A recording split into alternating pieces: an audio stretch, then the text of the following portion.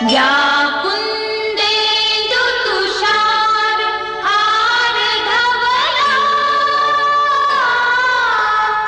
या शुभ्रवस्त्रावृता। वंदे मातरम बच्चों, मैं दीनदयाल शर्मा आज आपके मध्य प्रत्येक प्रकरण में आज हम नैत प्रत्यय को पढ़ेंगे। बच्चों, इसके कुछ सामान्य नियम है, सामान्य जानकारी है। हम पहले सामान्य नियमों का अध्ययन करेंगे, तदुपरांत हम उदाहरण के माध्यम से णैत प्रत्यय को समझेंगे। तो बच्चों, अब हम णैत प्रत्यय का अध्ययन करते हैं। णैत प्रत्यय का पहला जो सूत्र है रि हलो णैते। इसका तात्पर्य है कि जो ऋकारांत हो या हल हो। हल किसके साथ में? धातु के साथ में। जैसे कि इस सूत्र से रि वर्णांत मतलब धातु के साथ में रि वर्णांत शब्द हो, जैसे क्री है, मृ है, तो इस प्रकार के रि वर्णांत शब्द हो। हलंत युक्त, हलंत युक्त क्या हो? धातुएं हो, जैसे पठ है, वच है, मतलब धातु के साथ में हलंत लगा हुआ हो।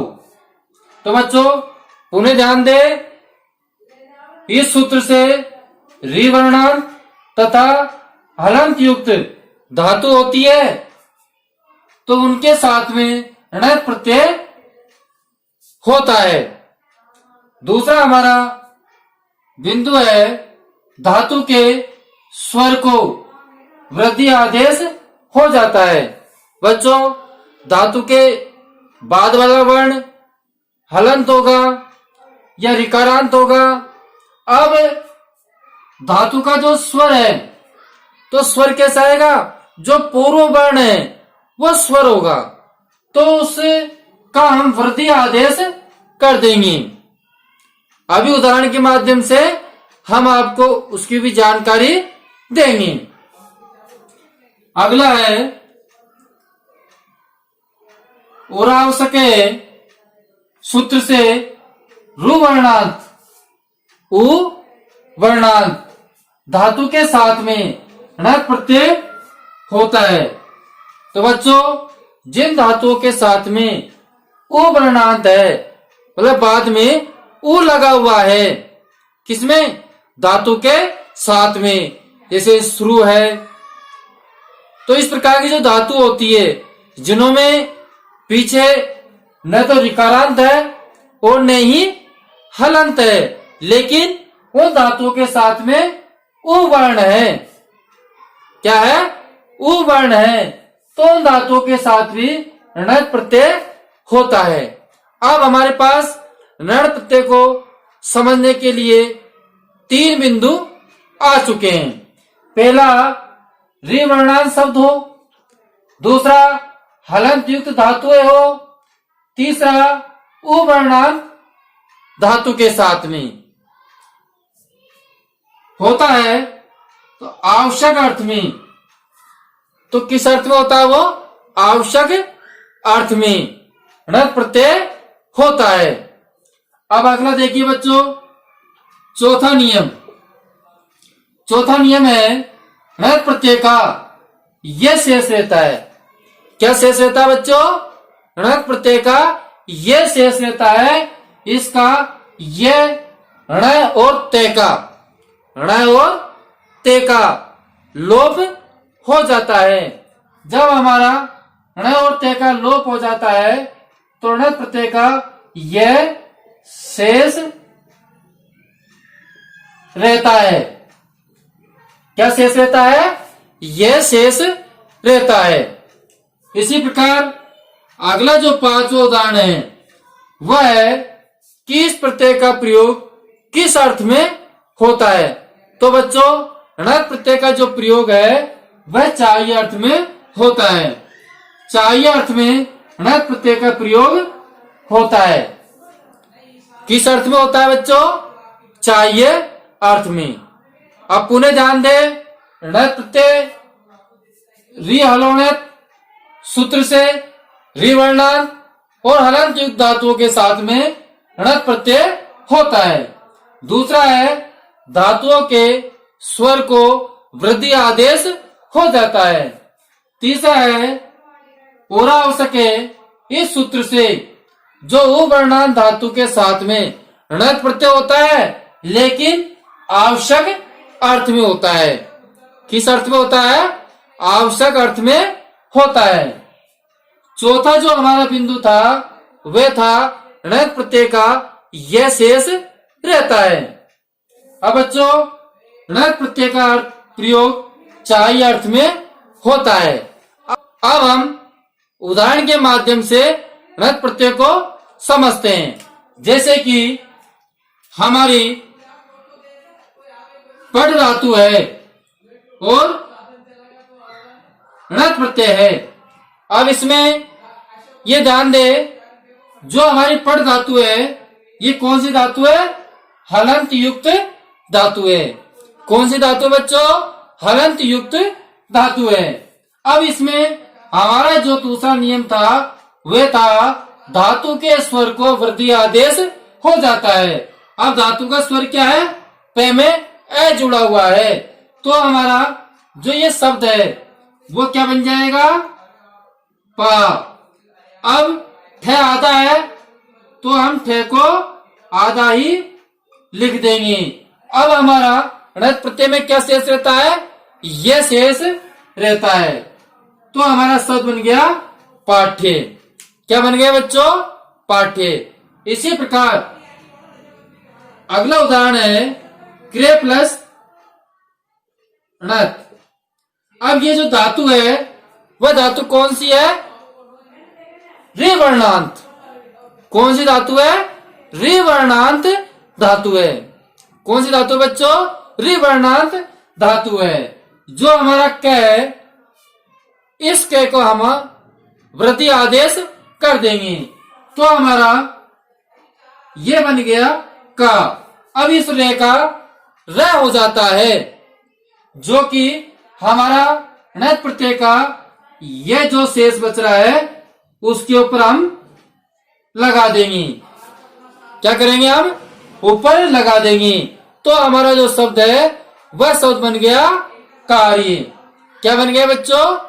कार्य शब्द बन गया। इसी प्रकार जो अगला उदाहरण मैंने बात की थी उवर्णांत, उस उदाहरण पर हम आते हैं। जैसे कि हमारा शब्द है श्रु प्लस णत। श्रु प्लस णत। अब देखिए बच्चों ये उवर्णांत है, आवश्यक रूप में, आवश्यक रूप में, तो यहां पर वृद्धि हो जाएगी, तो यह बन गया स्रा। और जो वह है वह लगा देंगे, और जो णत प्रत्यय का यह है यह लिख देंगे। ऊ का क्या होता है? वह होता है। ई का क्या होता है? यह होता है। इसलिए हमने ऊ का क्या कर दिया बच्चों? वह कर दिया। ऊ का क्या करा? वह करा, तो हमारा श्रेय के साथ में वृद्धि आदेश हो गया, और ऊ का हमने वह कर दिया, और जो णत प्रत्यय का ये शेष बचा वो हमने लिख दिया, तो हमारा शब्द बन गया श्राव्य। क्या बन गया? श्राव्य। इसी प्रकार अगला जो उदाहरण है वह देखिए, वच धातु है और णत प्रत्यय है। वच धातु णत प्रत्यय है, तो ये कौन सी धातु है? हलंत्य धातु है। कौन सी धातु बच्चों? ये हलंत्य धातु है। अब वे को हम क्या कर देंगे? वृद्धि आदेश कर देंगे। वे की क्या कर देंगे? वृद्धि आदेश कर देंगे, तो वे की यह वृद्धि आदेश वाह हो जाएगा। ए का आ होगा, ए का आ होगा, ये इसका वृद्धि आदेश है। अब देखिए जो च है, इस च को हम वैसा के वैसा ही लिख देते हैं। और णत प्रत्यय का क्या शेष रहता है? यह शेष रहता है। तो हमारा जो शब्द बन गया वाच्य। क्या शब्द बन गया बच्चों? वाच्य शब्द बन गया। इसी प्रकार अगला उदाहरण है तेज प्लस णत। कौन सा उदाहरण बच्चों? तेज प्लस णत। अब ते की तो वृद्धि हो नहीं सकती क्योंकि तय हलंत वर्ण है, तो हम वृद्धि किसी करेंगे? ये की करेंगे। बस जिसमें स्वर होगा उस स्वर की हम वृद्धि कर सकते हैं। तो हम ये की वृद्धि करेंगे, तो ये की वृद्धि में क्या होगा? ये में क्या है? अ है। तो अ को क्या कर देंगे हम? वृद्धि से आ कर देंगे। क्या कर देंगे बच्चों? ए का आ कर देंगे। तो हमारा शब्द बन गया तय आधा का आधा लिखा और ये की क्या कर दी हमने? वृद्धि कर दी। अब जो पीछे हमारा जय शब्द है उसको हम वैसा के वैसा ही लिख देते हैं। वैसा के वैसा ही लिख देते हैं और णत प्रत्यय में जो हमारा शेष बचा हुआ है उसको हम पीछे लिख देंगे। तो हमारा शब्द बन गया त्याज्य। त्याज्य क्या बन गया? त्याज्य। इसी प्रकार आपके पूर्व में अगर वृद्धि आदेश वाला ही धातु मिल जाए तो हम क्या करेंगे? उसको यथावत वैसा के वैसे ही लिख देंगे। जैसे कि हमारी धातु है याज प्लस णत। याज प्लस णत। अब देखिए बच्चों, या में पहले ही वृद्धि आदेश हो रही है, ए का आ पहले ही हुआ हो रहा है, तो हम इसको कुछ भी नहीं करेंगे, हम इसको वैसे के वैसे ही लिख देंगे। तो या का या लिखा और जो ज है इस ज को हम आधा वैसे के वैसे ही लिख देते हैं और ये को यथावत लिखते हैं। तो हमारा शब्द बन गया याज्य। क्या बन गया बच्चों? याज्य शब्द बन गया। इसी प्रकार भुज शब्द है और णत प्रत्यय है, तो ऊ का ओ हो जाता है, तो हम इसका वृद्धि कर देंगे। तो क्या बन गया? बहु। अब जय को आधा का आधा लिख देंगे। अब यह जो शेष है उसको यथावत लिखते हैं। तो हमारा शब्द बन गया भोज्य। क्या बन गया बच्चों? भोज्य। इसी प्रकार पच प्लस णत, तो यह हलंत्य युक्त धातु है। अब इसमें जो हमारा स्वर है उसकी वृद्धि हो जाएगी। तो क्या हो जाएगा? पा। क्या हो जाएगा? पा हो जाएगा। और च को हम वैसे के वैसे ही लिख देते हैं। अब जो इस धातु में यह शेष है उसको हम वैसे के वैसे लिख देते हैं। हमारा शब्द बन गया पाच्य। इसी प्रकार ध्री प्लस णत। अब यहां पर ध्री में क्या है? ऋकारांत है। क्या है? ऋकारांत है। तो हम इस रे को ये के ऊपर लगा देंगे जैसे कि हमने क्री धातु में लगाया था। भाई जैसे क्री बना वैसे ध्री का बनेगा। तो हमने अब क्या बन जाएगा इसका? अब ध का वृद्धि करते हैं तो हमारा बन गया धा। अब इसमें ये शेष है, ये का ये लिखा। अब जो री है इसको ये के ऊपर लगा देंगे। तो इस प्रकार हम णत प्रत्यय को समझ सकते हैं। बच्चों, णत प्रत्यय में मूल बात आपको ये ध्यान रखनी है कि ऋवर्णांत शब्द हो, हलंत्य हो, उवर्णांत हो, तो हम उसमें णत प्रत्यय कर सकते हैं।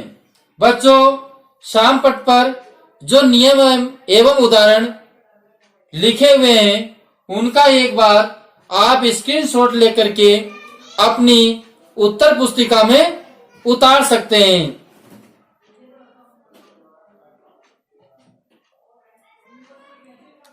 बच्चों, अगले वीडियो में फिर मिलेंगे। जब तक के लिए हम आपसे विदा लेते हैं। धन्यवाद।